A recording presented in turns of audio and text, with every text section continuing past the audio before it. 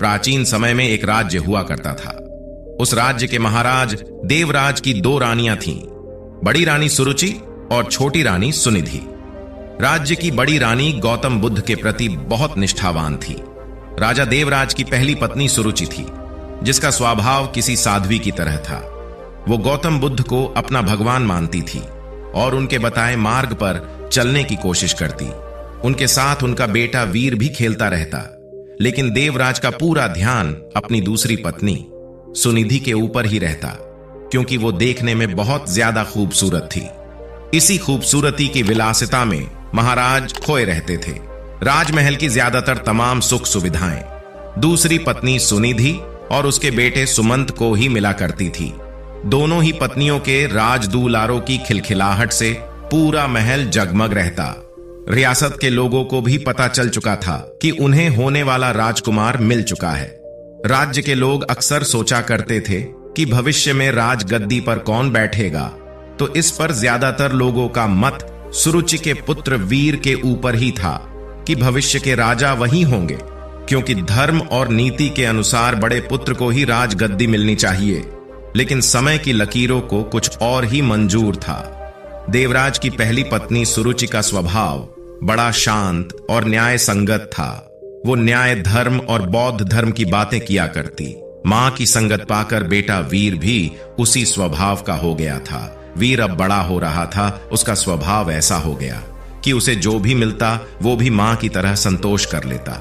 समय का चक्र चलता गया और एक दिन रियासत का दरबार सजा हुआ था। उसी दिन भावी राजकुमार के नाम की घोषणा भी की जानी थी। सभी इस बात को लेकर आत्मविश्वासी हुए पड़े थे कि होने वाला राजकुमार वीर ही होगा। महाराज अपनी पत्नी सुनिधि के साथ सिंहासन पर बैठे हुए थे। महाराज छोटे बेटे सुमंत को दुलार रहे थे। वही वीर अपनी मां सुरुचि के साथ दरबार में बैठा हुआ था। सभी पुरोहितों ने वीर की मां को बता दिया था कि आज राज दरबार में वीर के राज तिलक की पूजा है, उसे तैयार करके लाना। वीर की मां सुरुचि ने भी बड़े दुलार से अपने बेटे को तैयार किया था और ईश्वर के सामने प्रार्थना की और माथा टिकवाया। महल में शंख बजने शुरू हुए। पुरोहितों ने वीर का नाम भी लिया। बालक वीर सौम्या अंदाज में पिता की गद्दी की तरफ बढ़ा और अपने पिता का आशीर्वाद लिया। राजा आशीर्वाद देने के लिए हाथ उठाते कि दूसरी रानी सुनिधि ने वीर को पीछे धकेल दिया। वीर की आंखों से आंसू गिरने लगे। भरे राज दरबार में गुस्से से लाल रानी सुनिधि ने वीर की कलाई को मोड़ दिया था। उन्हें सिंहासन पर पहुंचने से रोक दिया। फिर सुनिधि ने अपने कड़े शब्दों और सख्त आवाज में कहा कि तुम इस सिंहासन और महाराज की गोद में बैठ नहीं सकते। सिंहासन में बैठने वाला काबिल हो या ना हो, परंतु रानी का पुत्र ही होना चाहिए। तुम दासी के बराबर वाली रानी के पुत्र हो। सिंहासन पर मेरा पुत्र सुमंत ही बैठेगा और जो सिंहासन पर बैठेगा जनता उसी को राजकुमार मानकर आदर सम्मान देगी।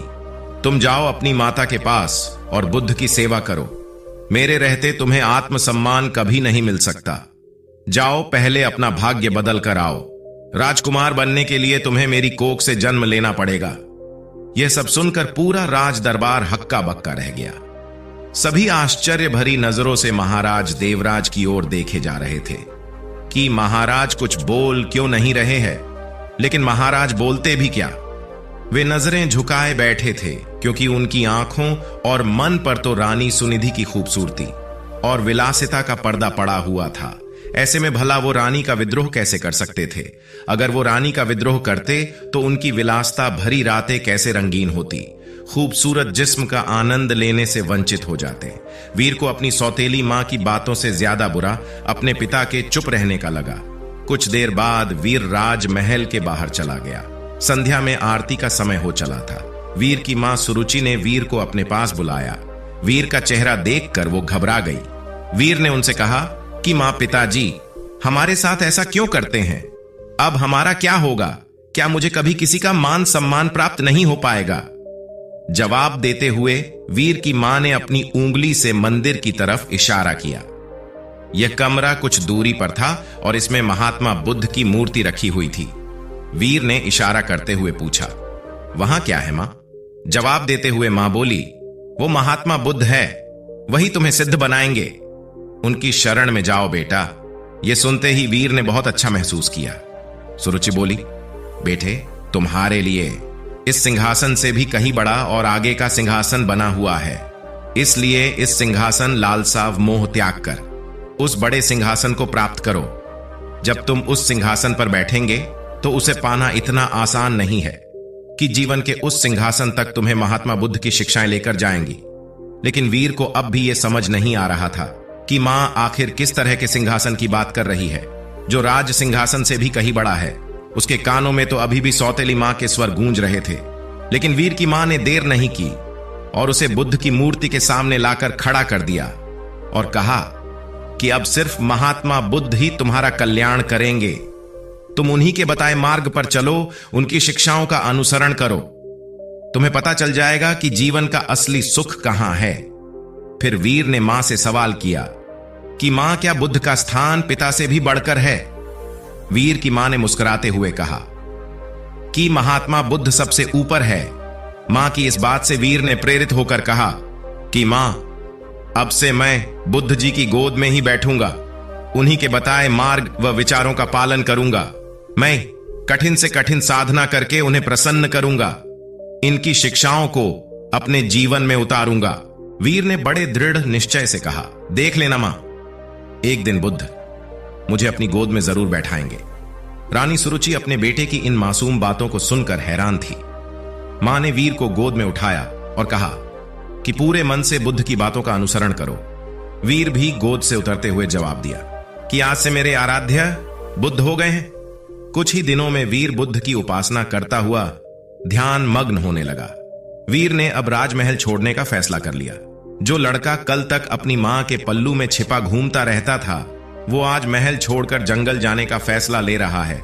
इतने बड़े फैसले और जीवन परिवर्तन से सभी हैरान थे और मां को भी चिंता हो रही थी। माता पिता को प्रणाम कर वीर अब बुद्ध ज्ञान लेने जंगल की ओर निकल गया। महाराज देवराज को भी अपनी गलती का एहसास होने लगा, लेकिन अब भी वो कुछ न कर पाए। वीर बुद्धम शरणम गच्छामि शब्दों का निरंतर जाप करता हुआ अपने पथ पर निकल गया। कोसों दूर पहुंचने के बाद वीर की मुलाकात एक बौद्ध भिक्षु से हुई। वो एक कुटिया में रहा करते थे। वहां उनके कुछ शिष्य भी थे। वीर ने बौद्ध भिक्षु से ज्ञान मांगा और कहा कि उन्हें बुद्ध से मिलना है। इसके जवाब में बौद्ध भिक्षु ने महात्मा बुद्ध की कहानी बताते हुए कहा कि खुद को जान लेना ही बुद्ध को जान लेना है। लेकिन फिर भी वीर ने बुद्ध से मिलने की जिद नहीं छोड़ी। तब बौद्ध भिक्षु ने कहा, तुम अभी आराम करो, मैं कल सुबह तुमसे बात करूंगा। पूरी रात गुजर गई। वीर बुद्धम शरणम गच्छामि का जाप करता रहा। सुबह हुई तो वीर ने बौद्ध भिक्षु से फिर सवाल किया। भिक्षु ने जवाब में कहा कि अभी मेरी एक अंगूठी खो गई है, उसमें मेरी जान बसती थी, उसे खोज दो, फिर मिलवाता हूं। वीर पूरे मन से उस अंगूठी को खोजने में लग गया। सुबह से रात हो गई लेकिन अंगूठी नहीं मिली। फिर बौद्ध भिक्षु ने वीर को दिया लेने के लिए कुटिया के अंदर भेजा। वहां पहुंचकर वीर ने देखा कि अंगूठी तो अंदर ही संभाल कर रखी हुई है। यह दृश्य देखकर वीर को बहुत दुख हुआ। उसने बौद्ध भिक्षु से कहा कि जब आपने अंगूठी को अंदर ही रखा हुआ था तो आपने मुझसे बाहर क्यों तलाश करवाया? इसका जवाब देते हुए बौद्ध भिक्षु बोले कि ठीक इसी तरह बुद्ध भगवान भी तुम्हारे अंदर विराजमान है, फिर भी तुम उन्हें बाहर क्यों खोज रहे हो? खुद को मोह, सम्मान, लालच, अपमान, क्रोध, क्रूरता, ईर्ष्या जैसी भावनाओं से मुक्त कर दो। किसी की बातों का बुरा मानना, क्रोध करना और किसी भी प्रकार लालसा मन से त्याग दो। बस इतना ही करना, फिर देखना कि बुद्ध तुम्हें तुम्हारे अंदर ही मिल जाएंगे। इसके बाद वीर जब यह भी समझ गया कि बुद्ध एक साधारण पुरुष से कैसे महात्मा बुद्ध बने थे, तब इसका उनके मन पर बहुत प्रभाव हुआ। वह बहुत प्रेरित हुए। वीर ने अब गहरे ध्यान में डूबकर बुद्ध की उपासना आरंभ कर दी। जैसे जैसे वीर का ध्यान गहरा होता गया, उसी तरह वीर को आत्मज्ञान की प्राप्ति होने लगी। एक वक्त ऐसा आया कि वीर की सारी चाहतें मर गईं। वीर के मन से सभी लालसाएं खत्म हो गईं। वीर को अद्भुत आनंद का एहसास हो रहा था। लंबे वक्त तक नियमबद्ध तरीके से ध्यान करते रहने से उन्हें आत्मज्ञान की प्राप्ति हुई थी। अब वीर के मुख का अद्भुत तेज देख के लोग उन्हें महासंत कहने लगे। ये बात कुछ समय बाद मध्य रियासत तक पहुंच गई कि पर्वत की शिला में कोई बड़े प्रतापी तेजस्वी बौद्ध भिक्षु ध्यान में मग्न रहते हैं। राजमहल की तरफ से उन्हें बुलावा भेजा गया। रियासत की हालत ठीक नहीं चल रही थी, क्योंकि महाराज का दूसरा बेटा विलासिता में बर्बाद हो चुका था। सुनिधि की खूबसूरती भी उम्र के साथ ढल चुकी थी। वही दूसरी ओर वीर की समृद्धि दूर दूर तक फैलती जा रही थी। एक दिन ऐसा था जब वीर को सिंहासन पर बैठने के लायक नहीं समझा गया था। एक दिन ऐसा आया, बौद्ध भिक्षु के रूप में वीर ने राजमहल में कदम रखा। प्रजा की आंखों में आंसू भी थे और सम्मान भी था। महाराजा और सुनिधि हाथ जोड़े पछतावे के आंसू रो रहे थे। वीर की मां के कानों में भी बच्चे वीर की बातें साफ साफ गूंज रही थी। बौद्ध भिक्षु रूपी वीर ने सबसे पहले महात्मा बुद्ध की प्रतिमा को प्रणाम किया और कहा कि दूसरों की सेवा से बड़ी कोई विलासिता नहीं है। कोई भी सिंहासन कोख से नहीं बल्कि काबिलियत से तय होता है। वीर ने राज सिंहासन का त्याग कर दिया और त्याग करने के लिए मंदिर रूपी कमरे की ओर चलने लगे। वहां वीर को देखने वाले लोग महसूस कर पा रहे थे कि जैसे कोई शांति की मूर्ति चल रही हो। बुद्ध की शरण में जाकर एक साधारण सा बालक वीर सिद्ध पुरुष बनकर लौटा था। दक्षिण भारत में आज भी यह कहा जाता है कि वीर को बुद्ध मंदिर की ओर जाते देखा था, वापस आते कभी नहीं देखा गया। जब लोग मंदिर के भीतर गए तो वहां पर बस भिक्षु वस्त्र ही मिले थे। कहा जाता है कि वह सिद्ध हो चुके थे। उन्होंने बुद्ध की शरणों में शरण ले ली थी। साथियों, इस कहानी से हमें सीखने को मिलता है कि कर्म भाग्य से कहीं बड़ा होता है, परिस्थितियों को बदल देने की क्षमता रखता है। बुरा कर्म धीरे धीरे मनुष्य से एक दिन सब कुछ छीन लेता है। मन का चयन, सुख शांति, धन संपदा, वैभव, सम्मान, प्रतिष्ठा आदि। बुरा कर्म और गलत आदतें एक दिन मनुष्य का जीवन नर्क बना देती है। इस कहानी से हमें यह भी सीखने को मिलता है कि ईश्वर सभी के अंदर है, इसकी खोज स्वयं में करे।